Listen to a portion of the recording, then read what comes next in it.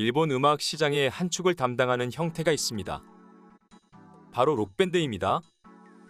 1950년대 미군 부대를 중심으로 엘비스 프레슬리 등의 아티스트 등이 소개되며 아름아름 일본에 퍼져나간 록 음악은 1965년 비틀즈 붐, 1966년 6월 30일 비틀즈의 일본 공연 등을 시작으로 비틀즈를 동경하여 탄생한 밴드들의 등장으로 급속도로 주류 음악 장르로 퍼져나가게 됩니다.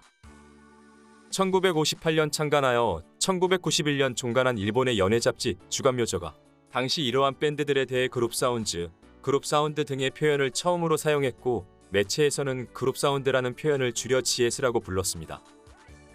1968년 여름경 GS 붐은 절정을 이루었고 100개가 넘는 그룹이 음반 데뷔를 했습니다. 그러나 불과 2년 만인 1970년도부터 GS 붐이 식기 시작해 1971년에 들어서자 대부분의 그룹이 인기 부진 등으로 해체하였습니다. 그러나 1969년 결성되어 활동한 포크 밴드 하피엔도는 록이라는 서구권의 음악 장르를 기반으로 일본어 가사를 자연스럽게 입혀나가며 음악적으로나 상업적으로나 큰 성공을 거두었습니다. 같은 시기인 1965년부터 1968년까지 활동한 포크 밴드 더 포크 크루세이더즈는 이 GS 붐 시기의 포크 음악으로 그리고 인디 음반으로 성공 신화를 썼습니다.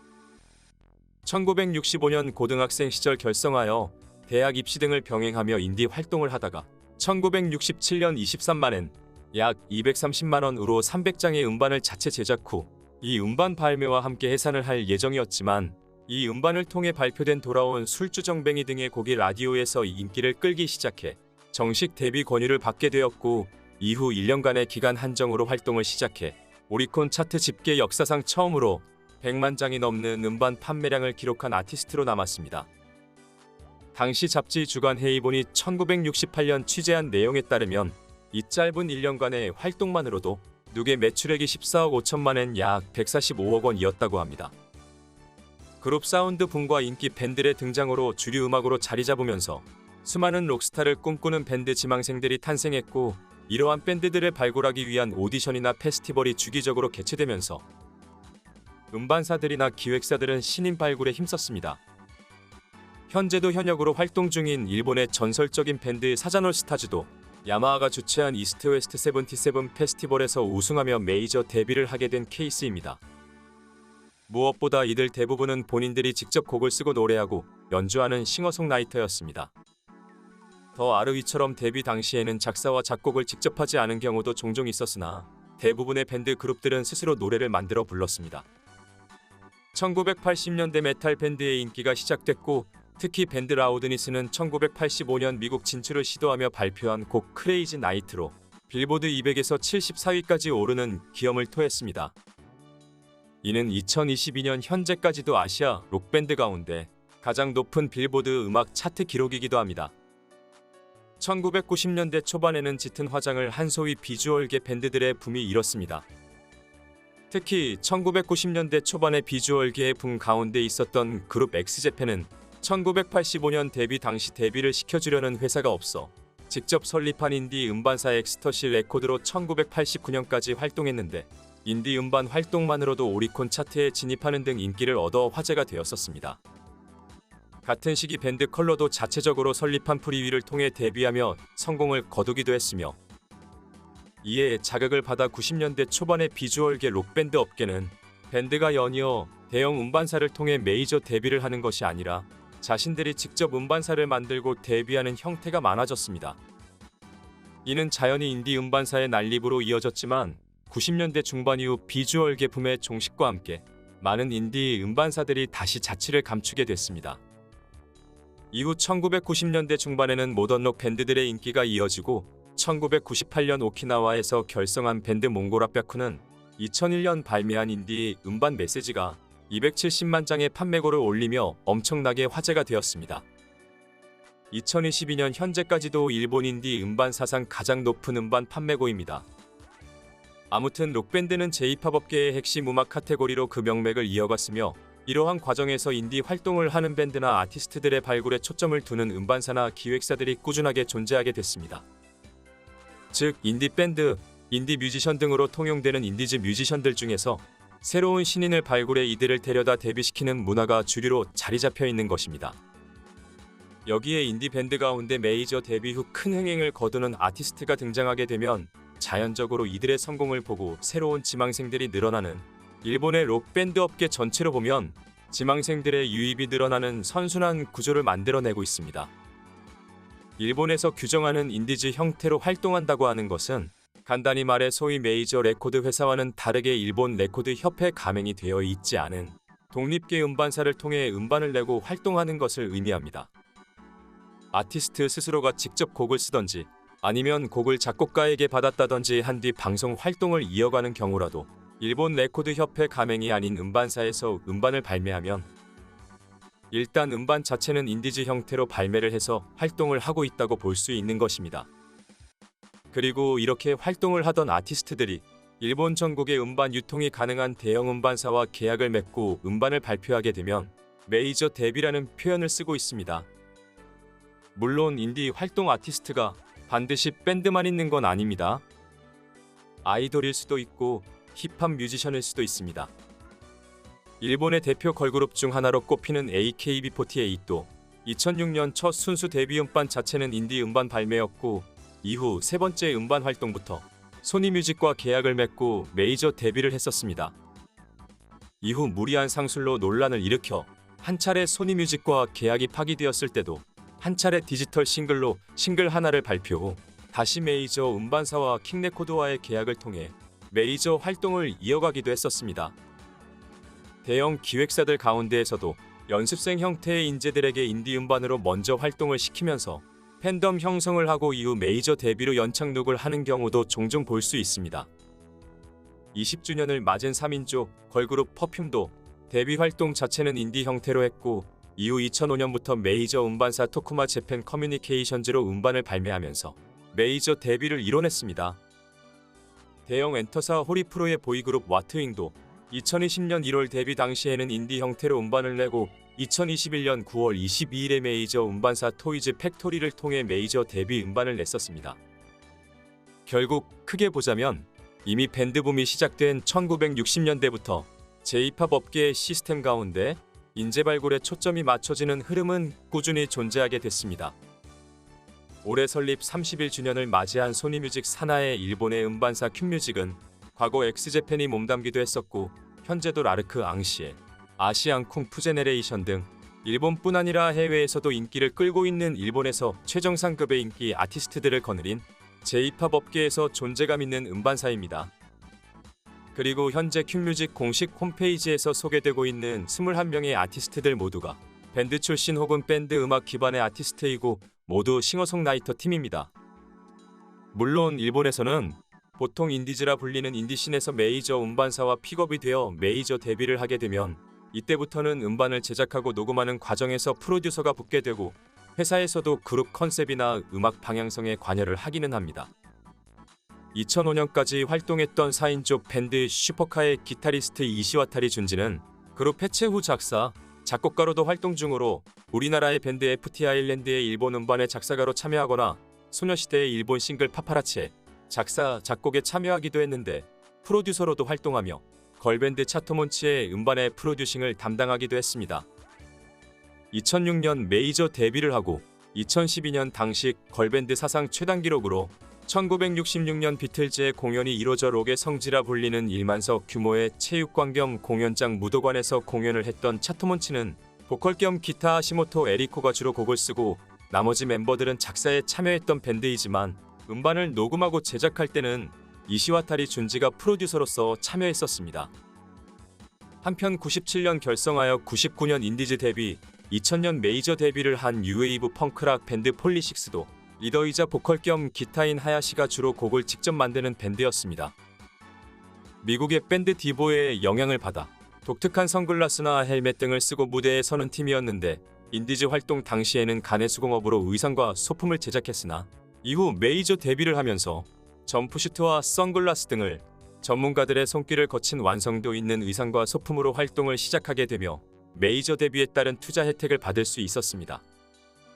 다만 2002년 7월 발매한 정규 3집을 제작하면서 스태프들의 개입이 많아서 절충안을 찾아가면서 노래를 만들어야 하는 고충이 있었음을 털어놓았기도 했었으며 이후 음반 판매량이 줄어들자 스태프들의 개입을 최소화한 음반을 만들겠다고 선언하면서 노래를 만들고 미국과 유럽의 투어 공연을 하면서 활동의 전환점을 갖게 됐다는 후일담이 있습니다. 반면 2006년 메이저 데뷔를 한 혼성 3인조 밴드 이키모노가카리는 보컬, 일렉기타, 어쿠스틱 기타 겸 하모니카를 담당하는 멤버들로 구성되어 버스킹 공연 등을 하면서 출발한 밴드로 멤버 전원이 직접 작사 작곡을 하는 밴드였습니다. 그리고 메이저 데뷔 후에는 음악적인 부분에 있어서 다양한 세션들의 도움을 받는 등 인디즈 활동 때와는 다르게 음악의 질적인 부분에서는 확실하게 지원을 받으며 활동했습니다. 그러나 메이저 데뷔곡 사쿠라의 뮤직비디오 촬영 시에는 보컬 요시오카 키오에가 자신이 갖고 있던 저렴한 티셔츠 등을 그냥 입고 출연한 것이었다는 걸 고백하는 등 메이저 데뷔를 했다고 해서 음악적인 부분을 제외한 부분에 있어서는 즉각적인 지원이 없었음이 알려지기도 했습니다. 물론 이키모노가카리는 2010년 베스트 앨범이 143만 장의 판매량을 기록하는 등 인기를 얻으면서 의상에 있어서도 곡의 컨셉에 맞춰 지원을 받게 됐습니다. 그러나 여기서 중요한 점은 앞서 언급한 밴드들의 공통점입니다.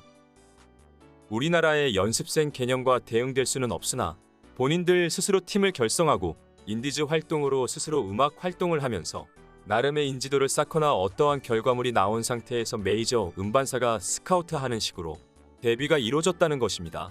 앞서 언급한 차토몬치와 비슷한 시기에 데뷔하고 합동 공연을 하기도 했던 혼성 밴드 베이스볼 베어는 2003년 인디즈 데뷔 후 2006년 메이저 데뷔를 한 밴드였습니다. 당초에는 고등학생 시절 학교 축제 공연을 위해 토카이 대학 우라야스 부속고교 고등학생 4명이 뭉친 후 아예 메이저 데뷔를 꿈꾸며 음반사의 데모 테이프를 돌려가며 기회를 엿보았던 밴드였습니다. 이 밴드 역시 보컬 겸 기타 코이데 유스케가 곡을 쓰는 밴드로서 활동했으며 데모 테이프를 당시 메이저 음반사 도시바 EMI의 신인 발굴 프로그램 그레이트 헌팅에 제출하며 이들에게 스카우트됐습니다. 당시 이들은 플래닛이라는 이름의 밴드로 데모 테이프를 제출했으나 신인 발굴팀 관계자이자 음악 프로듀서 카모 케이타로가 밴드 이름을 바꾸라는 조언을 해줘서 베이스볼 베어로 밴드 이름을 바꾸고 메이저 데뷔를 목표로 인디즈 활동을 하기 시작했습니다. 그리고 멤버들은 안 해본 알바가 없다고 할 정도로 알바를 병행하며 인디즈 밴드 활동을 시작했습니다. 그리고 2005년 홍일점 멤버 세킨의 시오리가 우리나라 여배우 배두나 등이 출연한 영화 린다린다린다에 출연하며 이목을 끌었고 2006년 1월에 도시바 EMI를 통해 천장만 제작된 미니 앨범을 라이브 공연장에서만 판매하는 식으로 한 달 만에 완판을 시키면서 마침내 메이저 데뷔를 했습니다.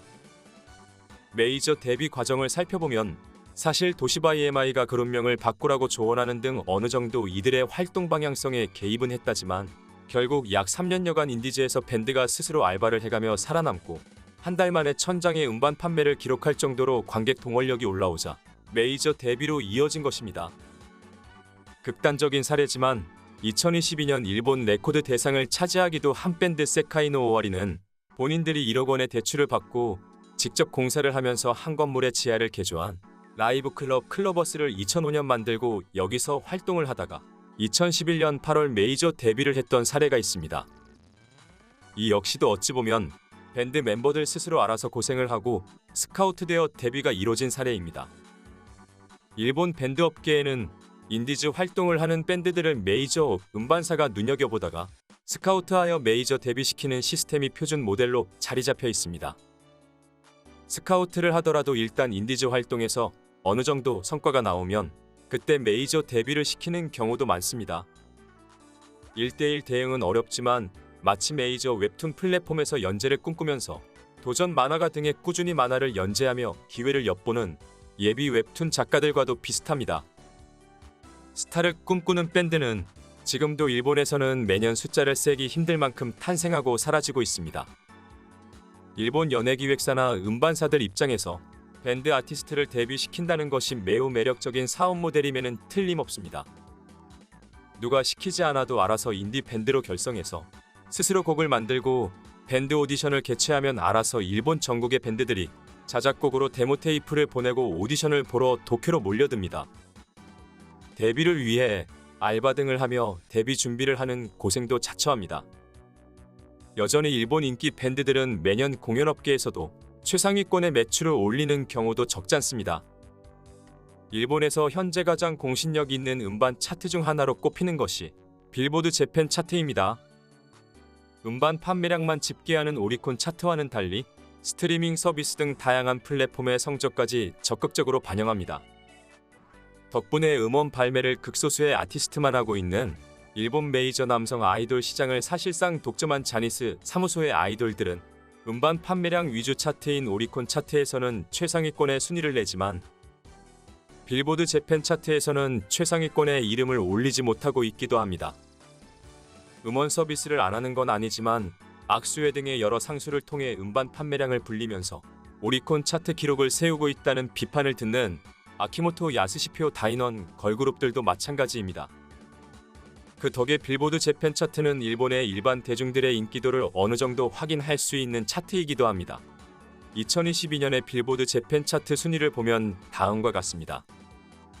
중복을 제외하면 총 14세 아티스트가 차트에 이름을 올렸고 여기서 솔로 싱어송라이터 아티스트가 넷, 싱어송라이터 밴드는 7팀입니다. 12위와 14위를 기록한 우리나라 아티스트 BTS와 7위를 기록한 인기 애니메이션 원피스의 캐릭터를 바탕으로 한 애니메이션 캐릭터 음반아도, 그리고 18위를 기록한 댄스그룹 다이스를 제외하면 모든 아티스트가 싱어송라이터 형태의 팀인 셈입니다. 기획사나 음반사 입장에서는 이들의 음악에 어울리는 지원을 해줄 수 있는 프로듀서를 붙여주고 때에 따라 의상 등의 활동 지원을 해주기만 하면 됩니다. 물론 메이저 데뷔한 밴드에게 있어 많은 스태프들이 성공을 위해 달라붙게 되지만 육성 과정 자체는 그동안 직접 하지 않았기 때문에 이는 최소한의 투자가 이뤄지는 쪽에 가깝습니다. 일본 엔터계에서는 유독 육성보다 발굴에 초점을 두는 데에는 실패 리스크가 적고 성공 시의 성과는 내수 시장에서만큼은 확실하기 때문이기도 합니다. 그리고 이 표준 모델이 자리 잡으면서 일본 엔터계에는 육성보다 스카우트에 초점을 맞추는 기획사들을 쉽게 찾아볼 수 있게 됐습니다. 어쩌면 최근 세계 진출을 부르짖는 각종 오디션 방송의 급증도 스카우트에 초점이 맞춰졌기 때문일 수도 있습니다. 현 시국에 따른 공연업계의 제한 조치도 점차 완화되고 있는 일본에서 이제 다시금 숫자를 헤아리기도 힘들 만큼의 많은 인디밴드들이 메이저 데뷔를 위해 공연을 펼치고 있고, 음반사나 기획사들은 새로운 스타를 찾아내기 위해 지금도 이런 인디즈 뮤지션들이나 밴드들의 동향을 살피고 있습니다.